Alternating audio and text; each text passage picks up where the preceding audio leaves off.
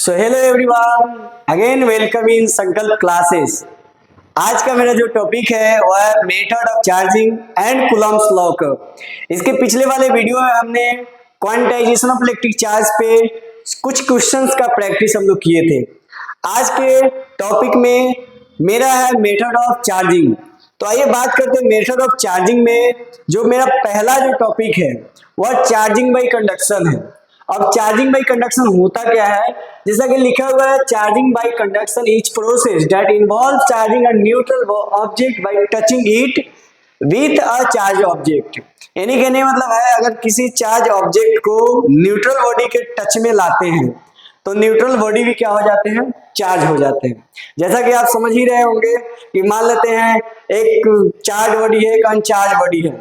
एक तो सॉन्ग आता है, लगी 440 वोल्ट छूने से तेरे, है कि नहीं है। तो एक चार्ज है, एक अनचार्ज है। जैसे चार्ज वाला चार्ज मतलब न्यूट्रल के कांटेक्ट में आएंगे, भाई साहब चार्ज हो जाएंगे। देखिए जैसे में होता क्या कि मान लेते हैं अपने पास एक बॉडी है, ठीक। इसको, इस बॉडी को हम बोल देते हैं ए अभी अनचार्ज है। ये बॉडी अभी क्या है, चार्ज है। मान लेते इस पे चार्ज अभी रखा गया है क्यू। कितना रखा गया है, चार्ज, सॉरी क्यू। और इसके संपर्क में एक हम न्यूट्रल बॉडी लेके आते हैं। कौन सा body, neutral body. Neutral body मतलब यहाँ पे थोड़ा देर के लिए समझेंगे अनचार्ज बॉडी। कौन सा, अनचार्ज बॉडी। तो जैसे ही यह अनचार्ज बॉडी इस चार्ज बॉडी के कांटेक्ट में आएंगे तो कांटेक्ट में आने के बाद कुछ समय के बाद क्या होगा कि इन न्यूट्रल बॉडी भी चार्ज हो जाएगा। अब चार्ज हो जाएगा और चार्ज कैसे कैसे ट्रांसफर होगा, तो अभी हम बता देते हैं कि फर्स्ट वाले जो चार्ज पे क्यू है उस पे चार्ज आधा, और सेकंड वाले चार्ज पे भी चार्ज क्या हो जाएगा, बॉडी पे क्या हो जाएगा, चार्ज हाफ हो जाएगा। अब देखिए चार्ज बॉडी पे पहले से क्यू चार्ज रखा हुआ था, अनचार्ज में कोई चार्ज वगैरह था नहीं। जैसे कांटेक्ट में आया तो चार्ज को हाफ हाफ में डिस्ट्रीब्यूट कर दिया। अब यहाँ क्वेश्चन अराइज होता है कि हाफ हाफ में ही क्यों होगा, कब होगा। तो देखिए अगर दोनों बॉडी का शेप, साइज अगर सेम होता है उस सिचुएशन में क्या होता है कि चार्ज यानी कहने मतलब चार्ज का जो ट्रांसफर होता है ना वो बराबर बराबर होता है। तो यह था चार्जिंग बाई कंडक्शन। इसके बाद क्या है, charging by induction. Charging by induction में क्या होता है कि बिना टच किए हुए बॉडी चार्ज हो जाए। मान लेते हैं कि हम यहाँ पे हैं, देख रहे हैं किसी को, अगर किसी का नजर हम पे पड़ गया, भाई साहब खुश हो गए चार्ज। तो इसी तरह क्या होता है कि कंडक्शन में टच से और इंडक्शन में बिना टच से। जैसा कि मैं फिगर बना दिया हूं, पहले से अपने पास दो बॉडी था, ठीक। और दो बॉडी के बाद मैं ना एक ऑब्जेक्ट को लेकर आया जो पॉजिटिव चार्ज है। अब पॉजिटिव चार्ज को जैसे ही लेकर आया ना तो ये बॉडी पहले से न्यूट्रल था, दोनों क्या था, न्यूट्रल था, पॉजिटिव भी था और निगेटिव भी था। अब जैसे ही पॉजिटिव चार्ज वाला को इसके कांटेक्ट में लाए है ना तो निगेटिव चार्ज वाला इसके तरफ अट्रैक्ट होगा, पॉजिटिव चार्ज वाला क्या होगा, रिपेल होगा। तो कुछ समय के बाद इसको हाथ में रखे रखे ना इस दोनों ऑब्जेक्ट को चाहेंगे अलग करना, इस दोनों ऑब्जेक्ट को क्या करेंगे, अलग करना। अब हाथ में रखे रखे उसी सिचुएशन में इस बॉडी को जब अलग कर देंगे तो एक बॉडी क्या हो जाएगा, अपना निगेटिवली चार्ज हो जा रहा है, एक बॉडी क्या हो जा रहा है, पॉजिटिवली चार्ज हो रहा है। उसी सिचुएशन में अगर यह वाला बॉडी निगेटिवली चार्ज होता तो ये वाला बॉडी पॉजिटिवली चार्ज होता और ये वाला बॉडी क्या होता, निगेटिवली चार्ज होता। तो चार्जिंग बाई कंडक्शन टच से और charging by induction without touch से। इसके बाद हम बात करते हैं चार्जिंग बाई फ्रिक्शन। मेरा नेक्स्ट टॉपिक जो है वो चार्जिंग बाई फ्रिक्शन है। चार्जिंग बाई फ्रिक्शन का मतलब क्या होता है कि मान लेते हैं हमारे पास अभी एक मार्कर है, ठीक। अभी ये न्यूट्रल है, कोई चार्ज वगैरह नहीं है। अभी जैसे ही बाल से इसको रब करे तो रब करने के बाद क्या होता है कि इस पे ना कुछ मार्कर पे कुछ चार्ज क्या होगा, ट्रांसफर हो जाएगा। तो इसमें चार्ज का जो ट्रांसफर हुआ है, यानी इलेक्ट्रॉन्स का जो ट्रांसफर हुआ वो किसके वजह से हुआ, रबिंग के वजह से हुआ। या मान लेते हैं कि हाथ को एक रब करते एक दूसरे से तो कुछ समय के बाद पाएंगे ना दोनों हाथ में कुछ गर्म हो गया, दोनों हाथ में कुछ गर्मी आ गया।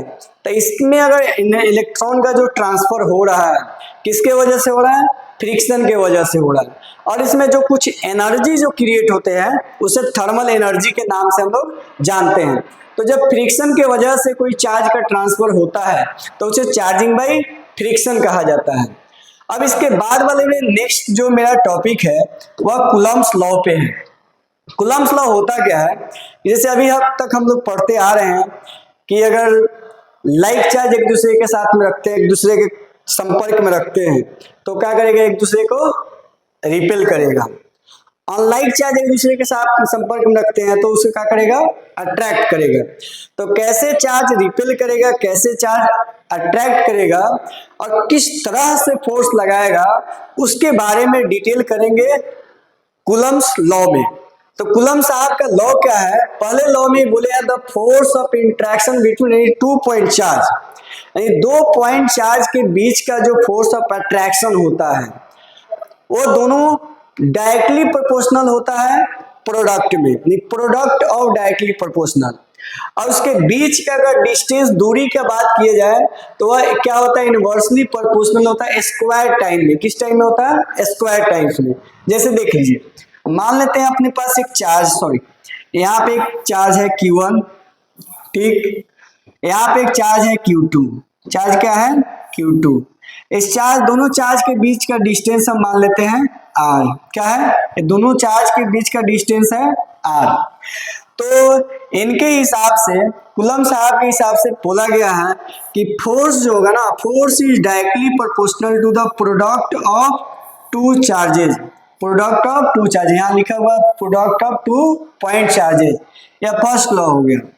सेकेंड लॉ कहना है इनका कि force is inversely proportional to the 1/r square, यानी force is inversely proportional to the square of distance between them, यानी डिस्टेंस को हमने कितना क्या मान के चला है, r, तो स्क्वायर टाइम्स में से क्या होगा, यह इनवर्सली प्रोपोर्शनल में होगा। इनका थर्ड लॉ एक है कि मान लेते हैं यह Q1 चार्ज है और ये क्या है, Q2 चार्ज है। तो Q2 चार्ज पे फोर्स लगेगा, यानी force on 2 due to 1। Q1 पे एक फोर्स लगेगा जो क्या हो जाएगा, फोर्स ऑन 1 ड्यू टू 2। अब देखिए, ई वाला चार्ज इसको फोर्स लगा के ऐसे भी भेज सकता था, ऐसे भी भेज सकता था। यह वाला चार्ज इस पे फोर्स लगा के ऐसे भी फेंक सकता था, ऐसे भी फेंक सकता था। लेकिन कूलम्ब्स लॉ का जो थर्ड इंपॉर्टेंट जो लॉ है, यह बताते हैं force acts along the line joining of 2 point charge, यानी कहने मतलब है फोर्स उसी लाइन पे लगेगा जिस लाइन पे दोनों चार्ज को क्या करके रखा गया है, पहले से उसी लाइन पर रखा गया है। ये नहीं कि फोर्स लगा के इधर भेज देगा, उसी लाइन पे लगे जिस लाइन पे पहले से रखा गया है। अब अपने पास ना 2 इक्वेशन मिल गए हैं। एक इक्वेशन क्या है, force is directly proportional to the product of both charge, और सेकेंड है force is inversely proportional to the square of distance between them. अगर दोनों इक्वेशन को देखा जाए from equation 1 and 2, from equation 1 and 2, तो यहाँ पे हो जाएगा force is proportional to the Q1 Q2 by R square, Q1 Q2 by R square. अब हम लोगों को पता है कि जहां से प्रोपोर्शनलिटी साइन को हटाते हैं वहां पे कांस्टेंट टर्म आ जाता है, तो यहाँ पे भी एक कांस्टेंट टर्म आएगा जिसे बोलेंगे K, Q1 Q2 by R square, जहां पे K को बोला जाता है electrostatics constant, where K is electrostatics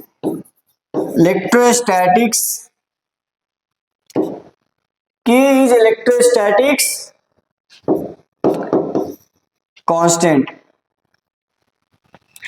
K is electrostatics constant, is electrostatics constant। जो K क्या होता है, और किसी भी मीडियम पे, यानी do not depends on the medium, यानी K जो होता है वह मीडियम पे depends upon the medium, depend करता है। के डिपेंड्स करता है आपका मीडियम पे, depends on the medium, sorry. जैसे आपका फर्स्ट ईयर में आप लोग पढ़ेंगे ग्रेविटेशन के बारे में, तो उसमें जी आया होगा, तो जी क्या होता है कि मीडियम पे डिपेंड नहीं करता है, लेकिन यहाँ पे के जो है ना वो मीडियम पे डिपेंड करता है। ओके, के अपना मीडियम पे डिपेंड करता है, डिपेंड्स ऑन द मीडियम। ठीक है, अब मैं इसके बाद बात करूंगा के वैल्यू के बारे में और के का यूनिट्स के बारे में। तो यहाँ पे हम लोग जैसा कि फॉर्मूला पढ़े, एफ बराबर के Q1 Q2 by R square, के Q1 Q2 by R square. तो यहां पहले बात कर लेते हैं वैल्यू या सॉरी एसआई यूनिट्स ऑफ के। अब ध्यान रखिएगा, जब एफ बराबर के Q1 Q2 by R square हो सकता है, तो के बराबर हम लोग वैल्यू निकाल सकते हैं। के बराबर यहाँ पे वैल्यू आपका हो जाएगा एफ, इसको इधर भेज दीजिए, into R square divided by Q1 into Q2, जिसमें फोर्स का ऐसा यूनिट देखा जाए तो न्यूटन होता है, आर को हमने डिस्टेंस मान के चला है तो मीटर होता है, स्क्वायर टाइम्स में तो स्क्वायर टाइम्स में दे देंगे। चार्ज का ऐसा यूनिट क्या होता है, कूलम, तो डबल है तो कूलम स्क्वायर हो जाएगा, क्या हो जाएगा, कूलम का स्क्वायर। तो यह अपना यूनिट रहा किसका, के का। वही वैल्यू देखा जाए, वैल्यू ऑफ के, तो के का वैल्यू माना जाता है 9 इंटू 10 टू द पावर 9, और यहाँ पे साथ में यूनिट लगा देंगे न्यूटन मीटर स्क्वायर पर कूलम स्क्वायर। एक और ध्यान रखिएगा कि के का वैल्यू जो है ना वो बोल दिया जाता है 1/4 pi epsilon not, 1/4 pi epsilon not. यहाँ देखिए इसको बोला जाता है एप्सिलॉन नॉट या परमिटिविटी फॉर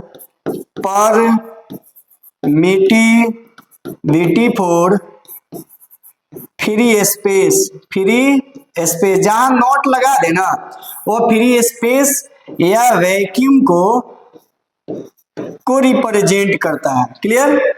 तो अब क्या करेंगे, अगर यहाँ पे फिर से हम फोर्स का अगर फॉर्मूला बनाएं, फिर से हम फोर्स का फॉर्मूला क्या लिख सकते हैं, एफ बराबर, अब के की जगह पे हम क्या लिखेंगे 1/4 पाई एप्सिलॉन नॉट इंटू में क्या हो जाएगा आपका Q1 Q2 by R square. तो अपना एक ये भी इलेक्ट्रोस्टैटिक्स फोर्स का फॉर्मूला इस टर्म में भी बोल सकते हैं और इस टर्म में भी बोल सकते हैं। अब इसमें हम बात करेंगे एप्सिलॉन नॉट पे। अब एप्सिलॉन नॉट में वैल्यू क्या होता है उसको एक बार देख लीजिएगा।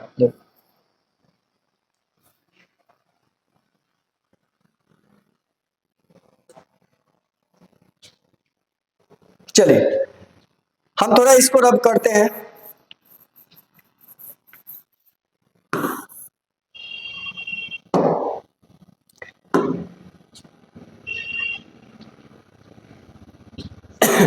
यहां ही देख लेते हैं, जैसे अपना फोर्स का फॉर्मूला कितना होगा, एफ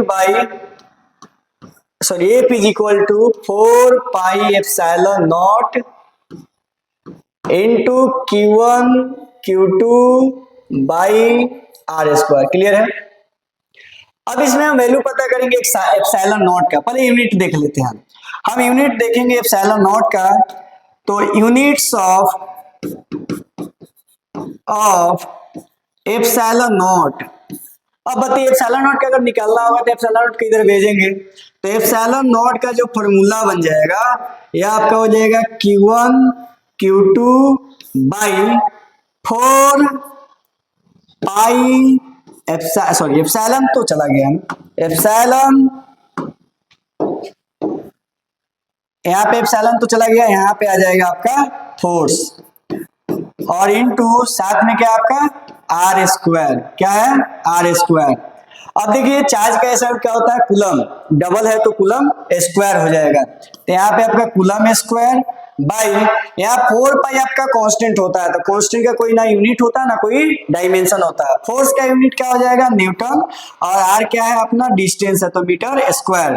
तो आप देख पा रहे हैं कि एप्सिलॉन नॉट का यूनिट क्या हो गया, कूलम स्क्वायर पर न्यूटन मीटर स्क्वायर। इसका एक दूसरा जो यूनिट होता है उसको बोला जाता है फैराड पर मीटर। क्या बोला जाता है, फैराड पर मीटर, यह यूनिट हो गया आपका। इसी में बात करें वैल्यू का, वैल्यू ऑफ एप्सिलॉन नॉट, तो देखिए इसमें ना वैल्यू रखकर निकालिएगा तो एप्सिलॉन नॉट का वैल्यू जो आता है वो आता है 8.85 गुने 10⁻⁻12। क्या हो जाएगा यूनिट, कूलम स्क्वायर पर न्यूटन मीटर स्क्वायर, या इसको हम बोलेंगे फैराड पर मीटर, फैराड पर मीटर। कभी कभी आप लोगों से ना एप्सिलॉन नॉट का यूनिट डायमेंशन भी पूछा जा सकता है, तो यहाँ पे हम डायमेंशन बता देते हैं। Dimension of epsilon not, dimension of epsilon not. तो एप्सिलॉन नॉट का डायमेंशन देख लीजिए, फॉर्मूला देख लीजिए पहले। एप्सिलॉन नॉट बराबर क्या है आपका, Q1 Q2 बाई 4 पाई, तो डायमेंशन लेस होंगे, यहाँ F इंटू आर स्क्वायर। अब आप लोग देख पा रहे हैं कि चार्ज का जो डायमेंशन होता है वह 80 होता है, तो इसका 80 इसका 80 क्या हो जाएगा, हम बोल सकते हैं A2T2, क्लियर। और फोर्स का जो डायमेंशन होता है यह होता है अपना M/T-2, और डिस्टेंस का जो डायमेंशन होता है वह L स्क्वायर होगा, क्लियर है। अब सबको देखिए एम को ऊपर जाने दीजिए, अब एम को जैसे ही ऊपर जाने देंगे, देखिए हम थोड़ा नीचे रब करते हैं,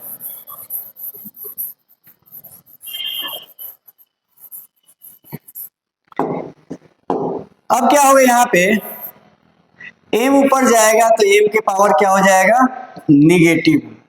एल कितना हो जाएगा, 3, ऊपर जाएगा तो माइनस के 3, क्लियर। टी ऊपर जाएगा, प्लस से 2 है, प्लस में 2 ऐड होगा तो कितना हो जाएगा 4, और यहाँ हो जाएगा A2। तो ध्यान रखिए, अगर यूनिट की बात करें तो coulomb per Newton metre square बोल सकते हैं या फैराड पर मीटर बोल सकते हैं। डायमेंशन की बात करी जाए तो क्या हो जाएगा, m के पावर -1, l के पावर -3, t के पावर 4 और a के पावर 2। तो यह मेरा पूरा का पूरा जो टॉपिक रहा वो कूलम्स लॉ पे रहा। अब हम कूलम्स लॉ को वेक्टर फॉर्म में सजाएंगे, यानी यहाँ जो आपका फॉर्मूला दिखाया जा रहा है F बराबर 1/4 पाई एप्सिलॉन नॉट जो दिखाया जा रहा है, A 1/4 pi epsilon naught Q1 Q2 by R square, अब ये स्केलर फॉर्म में है। किस फॉर्म में है, स्केलर फॉर्म में। अब इसके नेक्स्ट वाले वीडियो में हम ना कूलम्स लॉ को यानी इलेक्ट्रोस्टैटिक्स फोर्स को हम वेक्टर्स फॉर्म में रिप्रेजेंट करेंगे। Okay, thank you.